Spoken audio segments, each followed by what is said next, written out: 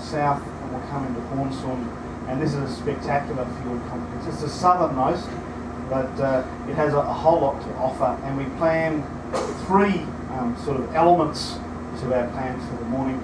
And we're going to sail into Hornsund, and first of all come back into this area called Rapallen, and you can see it's a massive glaciated front, just incredible coliseum of ice. We hope there'll be some fast ice in there, and of course you know what we're looking for in these sort of habitats is polar bear and seals and the like, and that's where we're going to go first. And the best way for us to look for bears is going to start from the ship. So we'll start by ship cruising in the morning in Brooklyn. Well, there is a bear out there. I'm just going to video, and maybe with some luck he'll be in. He's walking. He's walking. He's walking. He's walking. Oh my God, a polar bear.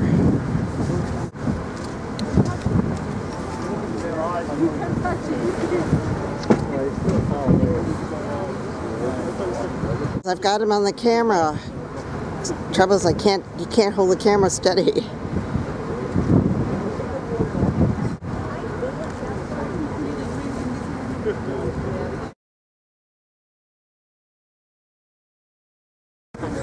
See, everybody's out here on the bear watch. He just went for a little swim.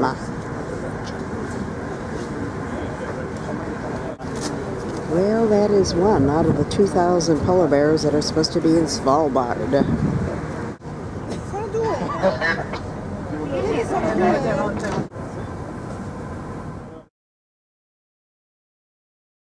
Cruise around this area just to get into the realm of the bear and get closer to the ice.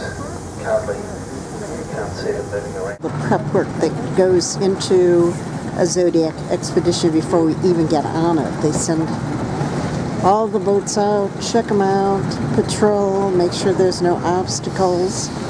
We don't want a recurrence of that terrible accident.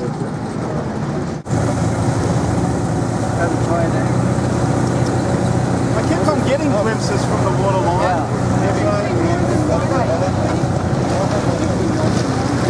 One that's just off at our 1 o'clock. Over there. Yeah, I told you there was one before. You said it was just So there's a nice rock. bit just off the glacial front.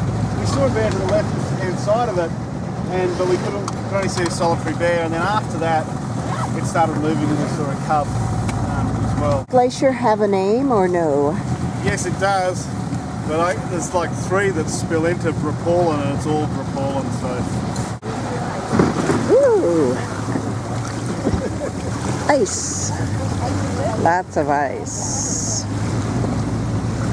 Great big monster iceberg with all the different colors in it. There's lots of blue in there. Frozen bear pointing the way. Someplace warmer, probably. Head south.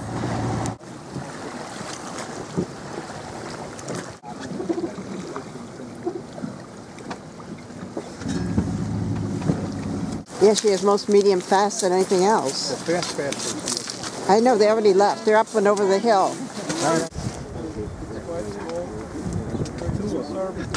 Yeah, I thought there was three.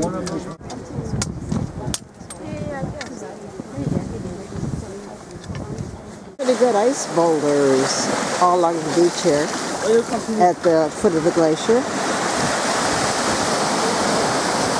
Isbjornhamna in Hornsund is located on the northern shore of the entrance to Hornsund.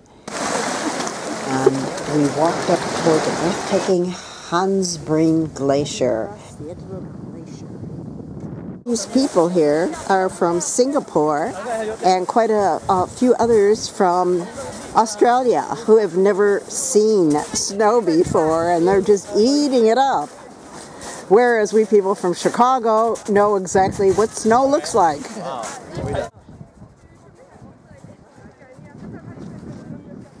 It's nesting season for these little itty bitty auks, and they like to nest under the boulders and the rocks.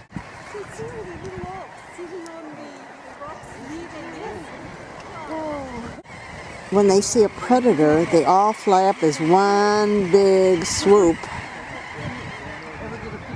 hoping not to get taken by a glaucous gull, which likes to eat them. And then they come back again to their little wrecks.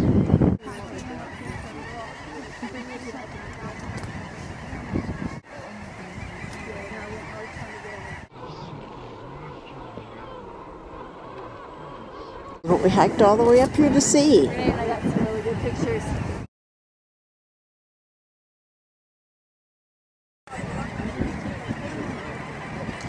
Polish research team that stays here all year long. Lucky them. Wouldn't be something that I'd like to do. It was a long walk through the scree. That bird just chased them all the way.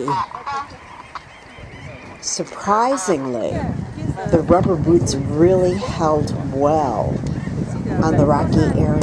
I didn't feel at all apprehensive. This area was a popular area for fox and bear hunters, and one of these was the first woman to overwinter in Svalbard during the years 1932 to 1937, Wani Olstad. And it is said that after surviving all her episodes with bears, she died in a car accident outside of Tromsø. What Annie was telling us, there are these holes right along the sand. It looks like a black sand beach, almost. But actually, there's another theory. There's a giant that comes here. There is a giant who just comes through? Walks across here. Oh, right. But there is ice. This is all ice underneath these big holes. And what has happened is the ice has already melted. Just like a sink. She's sliding down into the sinkhole. Sinkhole. Yes. And then you just continue and end up in... That's a really big hole. First I thought maybe some kind of nesting creature, a critter.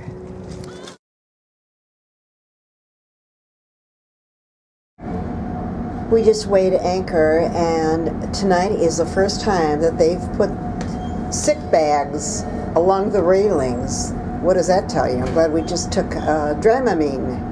To tell me that it was far better than polar bears, I know, you know, it was just the place to be was up there, of course. So the Little Auk, one of the most numerous birds around Svalbard, along with the Brunnick guillemot, and the most numerous seabird in the North Atlantic. Well over 1 million pairs of them around Spitsbergen. See colonies there, all those stars representing colonies. Not so much in the north and east, that's the areas which get much more ice around them, so Little Auks needing to fly out to sea to feed don't necessarily want to be putting their colonies over the icy bits, so you walk up and you know you're going to this fantastic bird colony, and you can't really sort of see or hear much when you get off the Zodiac at the beach, and as you walk up you start to hear them, maybe you see a few flying around, and then you get this, absolutely what we were seeing there. It's called a dread of Little Auks when you get a flock like that. Where the name comes from, I don't know. What they actually, probably they're dreading the predator that's maybe put them all up, but out at sea.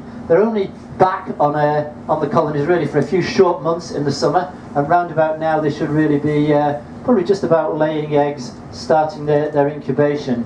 The chicks, like the Brunnick guillemots, actually leave the nest before they can fly, so they'll walk down to the sea, swim off with the adults, with the father, with the male. The female abandons them at that point. They've both fed them while they're in the burrows, and then they'll swim off and spend the winter out at sea. So